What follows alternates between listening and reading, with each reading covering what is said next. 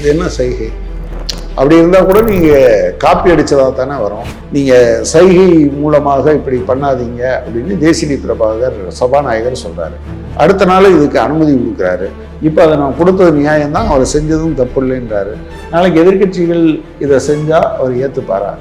அதில் இவரை காணா அவரை காணா அப்படின்னு பேசுறதெல்லாம் இருக்குல்ல, இது பொருத்தமற்ற இடத்தில் பேசப்பட்டது. வெளியில கூட அப்படி பேசக்கூடாது. இன்னைக்கு நிலைமையில தமிழ்நாட்டில் எந்த இடத்துலையும் ஊழலே இல்லைன்னு சொல்ல முடியுமா? ஊழலை ஒழிச்சிருவோம் அப்படின்னு திரு விஜய் அவர்கள் உண்மையிலேயே நம்பினாருன்னா ஊழல் செஞ்ச ஆட்களை அவங்க கட்சியில சேர்த்துக்க கூடாது. அனிதா இறக்கும்போது இப்போதைய முதலமைச்சர் அவங்க வீட்டுக்கு போயிருக்காரு, ஆறுதல் சொன்னாரு. ஆனால் நீங்கள் அரசு பணத்திலேருந்து ஒரு நயா பைசா கூட இன்னும் அவங்களுக்கு காம்பன்சேஷன் கொடுக்கலாம். மாநகராட்சிகளில் ஒட்டுமொத்த தூய்மை பணியையும் தனியாரிடம் விடுவதற்கான எல்லா இதையும் பண்ணிட்டு இருக்காங்க. iPlus TV, India's #1 QLED TV. Crystal clear picture quality with 3-year replacement warranty. Smart voice, smart entertainment. நான்காம் துணை நேயர்கள் அனைவருக்கும் வணக்கம். இன்று நம் நிகழ்ச்சியின் சிறப்பு விருந்தினர் இந்திய கம்யூனிஸ்ட் மார்க்சிஸ்டை சேர்ந்த கனகராஜ் அவர்கள் இணைந்துள்ளார். வணக்கம் சார். வணக்கம். அரசியல் களமே பயங்கர பரபரப்பா போயிட்டு இருக்கு. இதற்கிடையில சட்டசபையில பார்ட்டி ஃபண்ட் அப்படின்ற ஒரு வார்த்தையை பத்தி முதலமைச்சர் விஜய் அவர்கள் பேசியிருந்தாரு. அதனை தொடர்ந்து இன்னைக்கு முன்னாள் அமைச்சர் ஏவா வேலு அவர்கள் வீட்டில இருந்து காலேஜ் எல்லா இடத்துலையும் ரைடும் போயிட்டு இருக்கு. என்ன விஷயம் சார்? இதோட பின்னணி என்னவா இருக்கும் சார்? இல்லை இதில் சொல்கிறதுக்கு என்ன இருக்குது? தவறு யார் செஞ்சுருந்தாலும் அவங்க மேலே நடவடிக்கை எடுக்கணும்.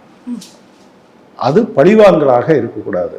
உண்மையிலேயே அரசு பணம் யார் எடுத்திருந்தாலும் அவங்க மீது நடவடிக்கை எடுப்பதில் மார்க்சிஸ்ட் கட்சிக்கு எந்த ஆட்சேபனையும் கிடையாது.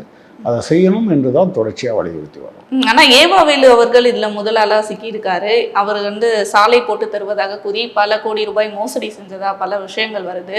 என்ன மாதிரியான மோசடிகள் அவர் செஞ்சுருக்காரு சார்? என்ன வழக்கில் இந்த விசாரணை என்னது? இல்லை, இவங்க சொல்கிறது இப்போ சொல்லியிருக்காங்க.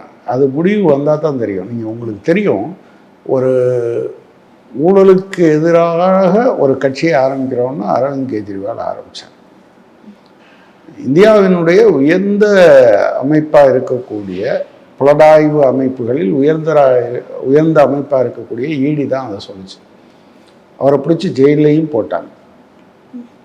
அவங்க ஆட்சியும் போயிடுச்சு. ஆனால் அதுக்கு பின்னால் என்ன சொன்னாங்க? அதுக்கு எந்த முகாந்திரமும் இல்லை அப்படின்னு சொன்னாங்க. எனவே நான் என்ன சொல்கிறேன்னா, அரசு அமைப்புகள், புலனாய்வு அமைப்புகள் சுயேட்சையாக தவறு செய்தவர்கள் மீது நடவடிக்கை எடுப்பதில் எந்த விதமான ஆட்சேபனையும் கிடையாது. அது முழுவதும் வரட்டும். வர்றதுக்கு முன்னாலெல்லாம் நீங்கள் மீடியாவில் வர்ற செய்திகளை வச்சுக்கிட்டு நாம் முடிவெடுக்கவே முடியாது. ஆனால் ஸ்டாலின் அவர்களே சொல்லியிருக்காரு, நீங்கள் என்னதான் மிரட்டினாலும் நாங்கள் அஞ்ச மாட்டோம், இதை விட பெரிய பெரிய விஷயங்கள்லாம் நாங்கள் பார்த்துருக்கோம், நீங்கள் இந்த ஊழல்ன்ற ஒன்றை வச்சு எங்களை அடைக்கிட முடியாது அப்படின்ற மாதிரி பேசியிருக்காரு சார். அது அவங்க கட்சி தலைவருங்கிற முறையில் அவர் அந்த விஷயத்த சொல்கிறாரு. சரி, நான் என்ன சொல்கிறேன்னா, பார்ட்டி ஃபண்டுன்னு திரு விஜய் அவர்கள் சொன்னதையும் நாம் ஏற்றுக்க வேண்டியதில்லை. நாங்கள் எதுவுமே செய்யலை அப்படின்னு திரு ஸ்டாலின் அவர்கள் சொல்வதையும் நம்ம எடுத்துக்க வேண்டியதில்லை. ஏன்னா கிட்டத்தட்ட ஏவா வேலு அவர்கள்டே சேர்த்து 10 பேருக்கு மேலே வழக்கு போடப்பட்டிருக்கு. ஆனால் தாவைக்க ஆட்சி நாங்கள் ஊழலற்ற ஆட்சியை கொடுப்போம் அப்படின்ற ஒரு தீர்மானத்தை முன்மொழிந்திருக்காங்க. இப்போ அந்த 10 பேருமே அதிகாரிகள். அந்த அதிகாரிகள் இப்பவும் இந்த ஆட்சியிலும் இருக்காங்க. இவங்களை வச்சுக்கிட்டு எப்படி ஊழலற்ற ஆட்சியை தாவைக்க கொடுக்கும்ன்ற கேள்வியும் இருக்கே சார்.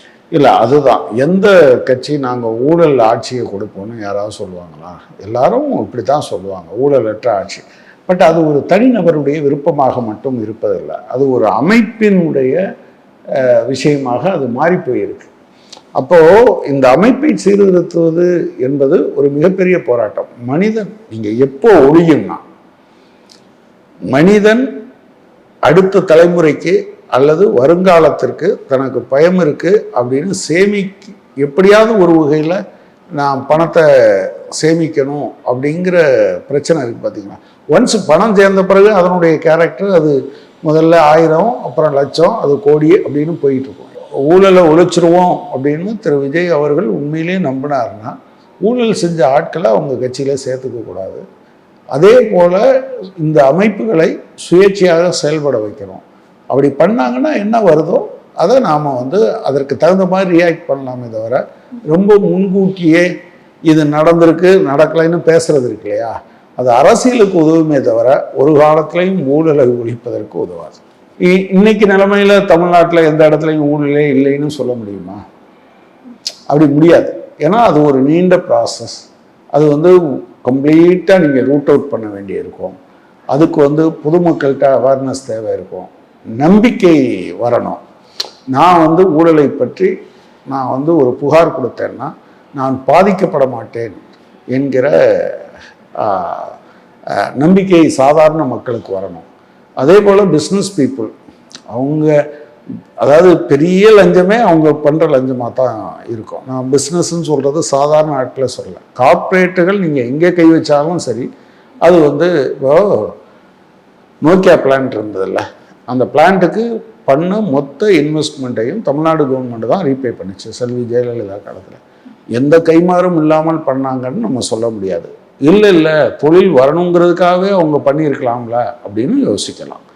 ஸோ எக்ஸாக்டாக ஒரு விஷயத்தில் அது விவாதித்து அவங்க விசாரணை நடத்தி இந்த விஷயத்தில் இவ்வளவு ரூபா இந்த காரணத்தின் காரணமாக இவர் ஊழல் செய்திருக்கிறார் என்று வதாத வரைக்கும் நம்ம அதை பற்றி பேசுறதுல எந்த பிரயோஜனமும் இருக்காது என்று தான் நான் நினைக்கிறேன். ஆனால் இன்னொரு விஷயமும் ஆதவர்ஜுனா அவர்கள் சொல்லியிருக்காரு. என்னென்னா 32 துறை இருக்குது. அந்த 32 துறையிலுமே பார்த்தீங்கன்னா பாதியாக பிரிச்சிருக்காங்க. அதாவது ஸ்டாலின் அவர்களின் மருமகனும் உதயநிதி அவர்களும் வந்து பாதியாக பிரித்து கொள்ளையடிச்சிட்டு இருக்காங்க. 16 அப்படின்ற ஒரு குற்றச்சாட்டை முன்வைக்கிறாரு. இதை நம்ம எப்படி பார்க்கலாம் சார்? இல்லை, அது இருந்தால் அதை விசாரிக்கட்டும். இந்த ஸ்டேட்மெண்ட்ஸுக்கு எந்த விதமான அர்த்தமும் கிடையாது. இதை வந்து சம்பந்தப்பட்ட துறைகள் முறையாக விசாரித்து ஆமாம் அப்படின்னு சொன்னால் தான் அதை நீங்கள் பண்ண முடியும். நீங்கள் திரும்ப திரும்ப எவ்வளவு கேட்டிங்கன்னாலும் இப்போ சொல்கிறது பொலிட்டிக்கல் ஸ்டேட்மெண்ட்ஸ் எதுவும் இல்லை. நீங்கள் சொல்கிறது பார்க்குறப்ப எதிர்க்கட்சி தலைவர் உதயநிதி அவர்கள் சொல்கிற மாதிரி ஆதாரங்கள் இல்லாமல் எதுவும் பேசாதீர்கள், எதுவும் குற்றச்சாட்டு வைக்காதீர்கள்ன்ற மாதிரி தான் இருக்குது. இல்லை அதாவது குற்றச்சாட்டு வைப்பதற்கு ஆதாரம் அசம்பிளிக்குள்ளே ரொம்ப முக்கியம். ஆனால் பொது வெளியில் வைக்கிறதுக்கு ஆதாரம் தேவையில்லை. ஆனால் அதையே நம்ம 100% உண்மை என்று நம்பிக்கொண்டு யாராவது ஒருத்தர் குற்றச்சாட்டு சொல்லிட்டா அது குற்றம் சாட்டுதல், குற்றச்சாட்டு இல்லையா, குற்றம் நிரூபணமானது இல்லை. அப்போ குற்றவாளி என்பதை எப்போ நீங்கள் பண்ணுவீங்கன்னா கோர்ட்டு நிரூபித்து எஸ் இந்தந்த காரணங்களால் இவர் குற்றவாளி, இவரால் இவ்வளவு இழப்பு ஏற்பட்டு இருக்கிறது அல்லது இவர் இவ்வளவு லஞ்சம் வாங்கியிருக்கிறார் அப்படின்னு சொன்னால் தானே அதை பேச முடியும். கண்டிப்பாக சார். சட்டமன்றத்தில் விஜய் அவர்கள் பேசினதை நிறைய நம்ம பார்த்துருக்கோம். அதில் முக்கியமாக ஸ்டாலின் அவர்களை வந்து சைகை மூலயமாகவும் அப்பாவை காணுன்ற மாதிரி பல விஷயங்கள் சொல்லியிருப்பாரு. அதற்கு ஸ்டாலின் அவர்கள் இன்னைக்கு பதிலடியும் கொடுத்துருக்காரு. அப்பாவாக சட்டமன்றத்தில் தேடாதீங்க, மக்கள் மனதில் நான் இருக்கேன் அப்படின்ற மாதிரி ஒரு ஸ்டேட்மெண்ட் விட்டுருக்காரு. அதை எப்படி பார்க்குறீங்க சார்? இல்லை, சட்டமன்றம் வேறு பல பிரச்சனைகளை, மக்களுடைய வாழ்வாதார பிரச்சனை, தமிழ்நாட்டினுடைய நலன், தமிழ்நாட்டினுடைய தொழில் வளர்ச்சி, இளைஞர்களுடைய வேலை வாய்ப்பு, பெண்களுக்கான பாதுகாப்பு, போதைப் பொருள் இருக்கக்கூடிய விஷயம், சட்டம் ஒழுங்கு சரியாக இருக்காங்கிற பிரச்சனை, இது எல்லாம் சேர்ந்ததை பற்றி பேசுகிறதுக்கான இடம் தான் எது? சட்டமன்றம். அதில் வந்து இவரை காணா அவரை காணா அப்படின்னு பேசுகிறதெல்லாம் இருக்குல்ல, அது வந்து எந்த வகையிலையும் ஒரு அது என்னது, அது பொருத்தமற்ற இடத்தில் பேசப்பட்டது. வெளியில் கூட அப்படி பேசக்கூடாதுங்கிறது தான் என்னோட அபிப்பிராயம். பட் சட்டமன்றத்தில் பேசுவது உங்களுடைய என்னுடைய வரிப்பணம் செலவழிந்து கொண்டு இருக்குது. அதுக்கு அவர் பேசுகிறதுக்கு இருக்க மைக்கு, அங்கே போட்டிருக்க லைட்டு, அங்கே போட்டிருக்க ஏசி, உங்களுக்கு கொடுக்குற சம்பளம், இது மொத்தமும் யாருடைய வரிப்பணம்? உங்களுடைய என்னுடைய வரிப்பணம். அந்த இடத்துல இப்படி ஒரு ஸ்டேட்மெண்ட்டு, அதுக்கு பர்பஸ் என்ன இருக்குது? ஏன் இது மாதிரி செல்வி ஜெயலலிதா தோக்கலையா? ஏன் இது மாதிரி அண்ணா அவர்கள் தோற்று போகலையா? ஏன் நீங்கள் வந்து காமராஜர் ஊழல் செஞ்சாருன்னு யாராவது சொல்ல முடியுமா? இல்லையா? கர்ம வீரர்ன்றாங்க, கல்விக்கண் திறந்தவர்ன்றாங்க, இது எல்லாம் சொல்கிறாங்க. இன்ஸ்பைட் ஆஃப் ஆல் திஸ் அவர் தோற்கடிக்கப்பட்டாரா இல்லையா? அவர் என்ன எதனால் தோற்கடிக்கப்பட்டார்? அவரை உட்கார்ந்து நீங்கள் சட்டமன்றத்தில் நாங்கள் வந்து காமராஜரே காணான்னு அன்றைக்கி யாராவது தேடி இருந்தால் அது எவ்வளவு மோசமாக நம்ம பேசுவோம். எனவே அது ஒரு முதலமைச்சர் பேச வேண்டிய பேச்சு அல்ல, அரசியலாகவும் கூட மேடைகளில் பேச வேண்டிய பேச்சும் இல்லை. ஒரு குறிப்பிட்ட சூழலில் மக்கள் ஒரு முடிவு எடுத்திருக்காங்க, அந்த முடிவு தான் அது. எனவே அதுக்கு மேல அதுல போறதுக்கு எதுவும் இருக்கிறது. அதுவும் குறிப்பா சொல்லியிருப்பாரு, நான் 5 நிமிஷம் பேசினதால தான் ஸ்டாலின் அவர்கள் அந்த இடத்துல வந்து தோற்றதுக்கான காரணம். அதைத்தான் நான் சொன்னேன். நீங்க வந்து எதையுமே வெறுமனே சரி இவர் இங்க 5 நிமிஷம் பேசினாரு, டெல்டா மாவட்டத்தில் இவர் பேசவே இல்லையா? தஞ்சை, நாகை, திருவாரூர், மயிலாடுதுறையெல்லாம் அவர் பேசவே இல்லையா? பேசின இடங்கள்ல எல்லாம் அவங்க தோத்து போயிட்டாங்களா? சரி, நார்த்து மற்ற தாவைக்கா ஜெயிச்சிச்சா பேசின இடத்துல எல்லாம் இவர் வடசென்னையில் பேசினார் தானே. அங்கே இருக்கிற திமுக எல்லாருமா தோத்து போயிட்டாங்க. இது இது இது இப்போ நீங்கள் கன்னியாகுமரியில் அவர் பேசலைன்னு கூட சொல்லலாம். அங்கே யாரும் இல்லை, தென்காசியில் யாரும் அவங்க ஜெயிக்கலை. இப்படியாவா பேசிட்டு போவாங்க? அது எந்த வகையிலையும் அப்படின்னா தமிழ்நாடு முழுவதும் ஒட்டுமொத்தமாக 234 தொகுதியிலையும் போய் அவர் வெற்றி பெற்றிருப்பார் இல்லையா? எனவே இது வந்து சும்மா அதை என்ன சொல்றது, டீஸ் பண்றதுன்னு சொல்லுவாங்கல்ல, அது ஏதோ டீஸ் பண்ணி பார்த்துருக்காரு. That is unfair. ஆனா சட்டமன்றத்துல விஜய் அவர்களுடைய நடவடிக்கையானது எப்படின்னா குட்டி கதை சொல்றதும், அதாவது அவருடைய ஆடியோ லான்ச்ல சொல்வது போல குட்டி கதை, அந்த சைகை, ஆக்ஷன், டயலாக், இந்த மாதிரியான பல விஷயங்கள் பேசப்பட்டிருக்காரு. இன்னும் நடிகர் மோட்ல இருந்து வெளியே வரலையா முதலமைச்சர் விஜய் அவர்கள் அப்படின்ற கேள்வி. இல்லை, அதாவது அவரை அப்படி பார்க்க வேண்டியதில்லை. நீங்க ஒவ்வொருத்தரையும் அவர் பார்த்த வேலையின் அடிப்படையில் விமர்சிக்க வேண்டியதில்லைன்னு நான் சொல்ல விரும்புகிறேன். ஆனா அவருடைய பேச்சு இந்த மாதிரி இது என்ன சைகை அப்படி இருந்தால் கூட நீங்கள் காப்பி அடித்ததாக தானே வரும். இப்படி செஞ்சதை முதல்ல செஞ்சது யாரு? ஸ்டாலின் அவர்கள். அதை நீங்கள் காப்பி அடிச்சிருக்கீங்கன்னு அர்த்தம். இன்னொரு நாளைக்கு உங்களை விட வயசில் குறைஞ்சவரோ அல்லது உங்களை விட யாரோ ஒருத்தர் நாளைக்கு சட்டமன்றத்துக்குள்ள அதை அங்கே அனுமதிச்சதே தப்பு. அதை இவர் கேட்டுட்டு தான் சொல்கிறார். நாளைக்கு யாராவது ஒருத்தர் நான் ஒரு சைகை முதல் நாள் சொல்கிறாரு, இந்த மாதிரியெல்லாம் நீங்கள் சைகை மூலமாக இப்படி பண்ணாதீங்க அப்படின்னு ஜேசிடி பிரபாகர் சபாநாயகர் சொல்கிறாரு. அடுத்த நாள் இதுக்கு அனுமதி கொடுக்குறாரு. இப்போ அதை நான் கொடுத்தது நியாயம்தான், அவர் செஞ்சதும் தப்பு இல்லைன்றாரு. நாளைக்கு எதிர்கட்சிகள் இதை செஞ்சால் அவர் ஏற்றுப்பாரா? இதெல்லாம் நீங்கள் பாருங்களேன், சுற்றி நம்ம எங்கே வந்துகிட்டு இருக்கோம் தெரியுமா? தமிழ்நாட்டினுடைய அடிப்படை பிரச்சனையை பேசாமல் ஒரு மடைமாற்றம் செய்வது. எங்க தமிழ்நாட்டில் 4 பிள்ளைங்க தற்கொலை பண்ணியிருக்காங்க இந்த நீட்டை ஒட்டி. எவ்வளோ பெரிய துயரம் இல்லையா? ஏன் தமிழ்நாட்டில் பேசு பொருளாக ஆகலை? இந்த பொருள்கள் பேசு பொருளாக இருந்ததுன்னா அது மறைஞ்சு போயிடும். அவங்க குடும்பத்துக்கு கவர்மெண்ட் இன்னைக்கு வரை எதுவும் காம்பன்சேஷன் அறிவிச்சதா தெரியல. அனிதா இறக்கும்போது இப்போதைய முதலமைச்சர் அவங்க வீட்டுக்கு போயிருந்தாரு, ஆறுதல் சொன்னார். அவர் சொந்த பணத்திலேருந்து 1 லட்ச ரூபா கொடுத்ததாக எனக்கு நினைவு. ஆனால் நீங்கள் வந்து அரசு பணத்திலேருந்து 1 நயா பைசா கூட இன்னும் அவங்களுக்கு காம்பன்சேஷன் கொடுக்கல. அதை பற்றி பேசலாம். இந்த ஆலையில் உண்மையிலே நீங்கள் யோசிச்சு பாருங்கள், ஒரு 16 பேர் தமிழ்நாட்டை சார்ந்தவர்கள் இறந்து போயிருந்தால் தமிழ்நாடு எவ்வளவு அல்லோலகள் வரப்பட்டிருக்கும்.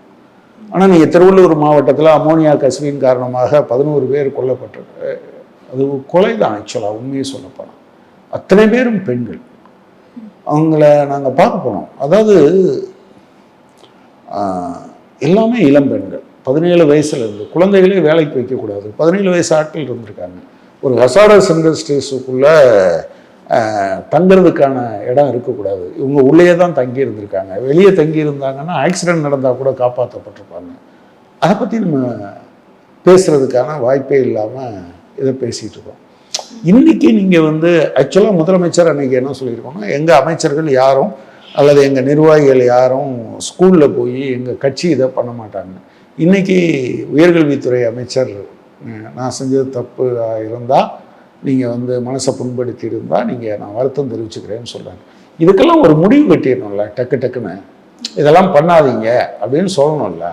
அதை விட்டுட்டு நீங்கள் இவங்க இங்கே இருக்கிற தகராற அது மக்கள் மன்றத்தில் நீங்கள் வெளியே வாங்க, நீங்கள் பேசுங்க, அது வேற விஷயம். அதுவே இது பேசணுமான்னு எனக்கு தெரியல. மேட்டூர் அணை திறக்கலைங்கிற ஒரு கவலை மக்களுக்கு இருக்குது. இந்த மாதிரியான பிரச்சனைகள் இருக்க போது இதை போயா உட்காந்து பேசிட்டு இருப்பாங்க. அது என்னன்னா உண்மையான பிரச்சனைகள்ல இருந்து மக்களுடைய கவனம் சிதறி போய்விடும். நீங்க சொல்றது பாக்குறப்ப தேர்தல் பிரச்சாரத்துல எப்படி திமுகவை எதிர்த்துட்டு இருந்தாரோ இப்பவும் திமுக எதிர்ப்பு மட்டும் தான் பண்ணிட்டு இருக்காரு. முதலமைச்சரா வந்து செய்ய வேண்டிய கடமைகளை செய்ய தவறிவிட்டாருன்ற மாதிரி இருக்கு. அதான் அவர் இப்போ இது முதல் சட்டமன்ற கூட்டத்தொடர் என்பதனால ஓகே, இப்போ வந்திருக்க விமர்சனங்களை அவங்களும் புரிஞ்சிருப்பாங்க. எதிர்காலத்தில் இப்படி பண்ண வேண்டாம்னு யோசிக்கலாம். ஆனால் இதுவே வழக்கமாக இருந்தால் நிச்சயமாக அது ஏற்றுக்கொள்ளக்கூடியது அல்ல. இனிவரும் காலங்களில் தாவேக்காவின் நகர்வுகள் எப்படி இருக்க போகுது, திமுகவின் நகர்வுகள் எப்படி இருக்க போகுது சார்? ஏன்னா இப்போ திமுக வந்து 3.0 அப்படின்ற மாதிரியான ஒரு ஒன்று ஆரம்பிச்சிருக்காங்க. கட்சியை வந்து புதுப்பிக்கணும், நிறைய விஷயங்களை கொண்டு வரணும்னு. எப்படி செயல்பட போகிறாங்க அவங்க வந்து இந்த தோல்விக்கான பல காரணங்களில் ஒன்றாக அவங்க அமைப்புக்குள்ளே இருக்கக்கூடிய சிக்கலை குறித்து கொஞ்சம் கமிட்டி போட்டு அதை ஆராய்ஞ்சிருக்காங்க. அந்த ரிப்போர்ட் முழுமையாக என்னன்னு நமக்கு தெரியல. அது வந்த பிறகுதான் நாம் அவங்க இப்போ சொல்கிறது வந்து ஒன்று அமைப்பு ரீதியான அந்த இது, மற்றபடி அரசியலாக என்ன விதமான நகர்வு இருக்கும் என்பதை பொறுத்தளவில் எனக்கு உடனடியாக சொல்கிறதுக்கு தெரியலை. ஓகே, எல்லாரும் அனுபவத்திலேருந்து கற்றுப்போம். தாவேகா அரசாங்கமும் அந்த கட்சியும் கூட இந்த அனுபவங்கள்ல இருந்து, அதாவது இது வேற மற்ற கட்சிகள்லேருந்து எம்எல்ஏக்களை கொண்டு வர்றது போகிறது, இதெல்லாம் அவங்களுக்கு ஒரு கெட்ட பேரத்தான் உருவாக்கியிருக்கு. அவங்க ஆதரவாளர்கள் சில பேர் அதை ஆதரித்து பேசலாம், ஆனால் பொதுவான மக்கள் அதை ஏற்றுக்கிறது மாதிரி இல்லைங்கிறத அவங்களும் கூட புரிஞ்சிருப்பாங்க. அதுலேருந்து முடிவுக்கு வருவாங்க. ஆனால் ஸ்டாலின் அவர்களுடைய நிலைப்பாடு எப்படி இருக்க போகுது சார்? இடைத்தேர்தலில் நிற்பதற்கான வாய்ப்பை நம்ம எதிர்பார்க்கலாமா? இங்கே இப்போ சொல்கிறத பார்த்தா பலரும் நீங்கள் இடைத்தேர்தலில் இல்லைங்க வெற்றி பெறணும் என்று சொல்கிறாங்க. அதை எப்படி பண்ண போகிறாங்க அப்படிங்கிறது கரெக்டாக தெரியல. இதெல்லாம் நீங்கள் என்னென்னா, இது பலரும் பேசுறதுனால மட்டுமே அது ஒரு முடிவுக்கு வந்துடாது. அவங்க அமைப்புகளுக்குள்ளேயும் பேசுவாங்கல்ல. அப்புறம் தனிநபருங்கிற முறையில் அவர் திரு மு.க. ஸ்டாலின் அவர்களுடைய கருத்து அதோட சேர்ந்தது. அப்புறம் அப்படி பண்ணால் அது வந்து சட்டமன்றத்திற்குள் போகும்போது என்ன விதமான விளைவை ஏற்படுத்தும் என்பதெல்லாம் சேர்ந்தானே முடிவெடுப்பாங்க. எனவே இப்போ ப்ரீமெச்சூர்னு நினைக்கிறேன் நான். ஆனாலுமே இப்போ எதிர்கட்சியினர் என்ன ஒரு குற்றச்சாட்டு வைக்கிறாங்கன்னா, ஆளும் கட்சியை பார்த்து இன்னும் ரீல்ஸ் ஆட்சி தான் நீங்கள் பண்ணிட்டு இருக்கீங்க, அமைச்சர்களாக இருக்கட்டும் எல்லாருமே ரீல்ஸ் பண்ண கண்டென்ட் கிடைக்குமா அப்படின்னு தான் தேடுறாங்க, ரியலாக ஆட்சி பண்ணுறதுக்கான வழிகளை எதுவுமே தேடலை அப்படின்ற ஒரு குற்றச்சாட்டு. இல்லை, அதான் அவங்க அப்படி பண்ணும்போது அவங்களுடைய ரீல்ஸ் என்பது ஒரு யதார்த்தமாயிடுச்சு. ஏன்னா அதை நீங்களும் நானும் நினச்சி ஒன்றும் தடப்படுத்திட முடியாது. ஆனால் என்ன பிரச்சனைனா, அது பொய் பிரச்சாரமாக இருந்துடக்கூடாது. இப்போ இடையில நீங்கள் லஞ்சம் 1000 ரூபா வாங்கினாலும் நீங்கள் சொன்னீங்கன்னா 1 லட்ச ரூபா அப்படின்னு சொல்லி ஒரு செய்தி சில பத்திரிகைகளுமே போட்டிருந்தாங்க. நான் உடனே அதுலேருந்து டோல் ஃப்ரீ நம்பருக்கு ஃபோன் அடித்து பார்த்தா, நாங்கள் வெள்ளூரில் காஜா பீடி கம்பெனின்னு ஒருத்தரும் ஃபோன் எடுத்து சொல்கிறார். ஏன் உங்கள் நம்பரை போட்டிருக்காங்க அப்படின்னு கேட்டால், இதே மாதிரி வேறு சில திட்டங்கள் ஏற்கனவே அமுல்படுத்தப்பட்டதை இப்போ அறிவிக்கப்பட்டதாக பல அறிவிப்புகள் வந்திருக்கு. அது ரீல்ஸாகவும் வந்திருக்கு.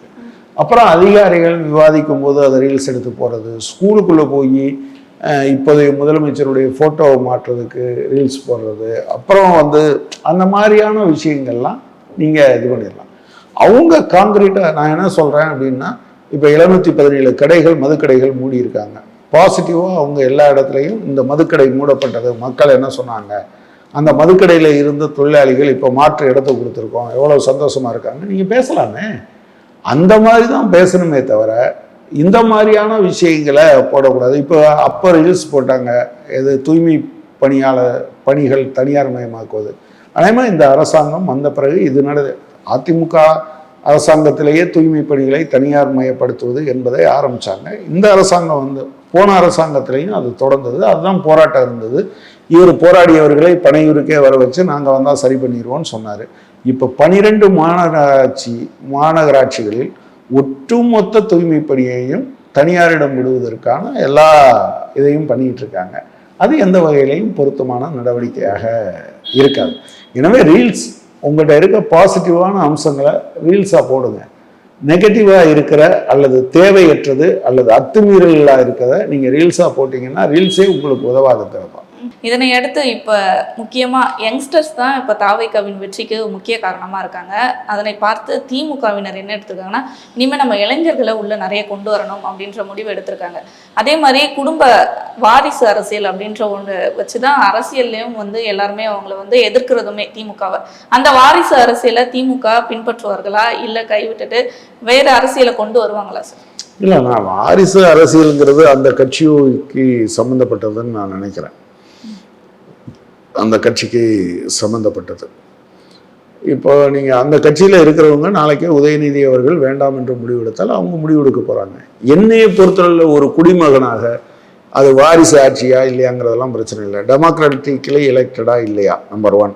2வது அப்படி வர்றவர் நல்ல காரியங்களை பண்ணுறாரா இல்லையாங்கிறது. அது 2 மட்டும்தான் எங்களோட கன்சர்னே தவிர, நீங்கள் இவரோட மகனை வச்சுருக்கீங்களா, பேரனை வச்சுருக்கீங்களா, மனைவி வச்சுருக்கீங்களா, இதெல்லாம் என்னது? அது அரசியலில் வாரிசுங்கிறது கிடையாது.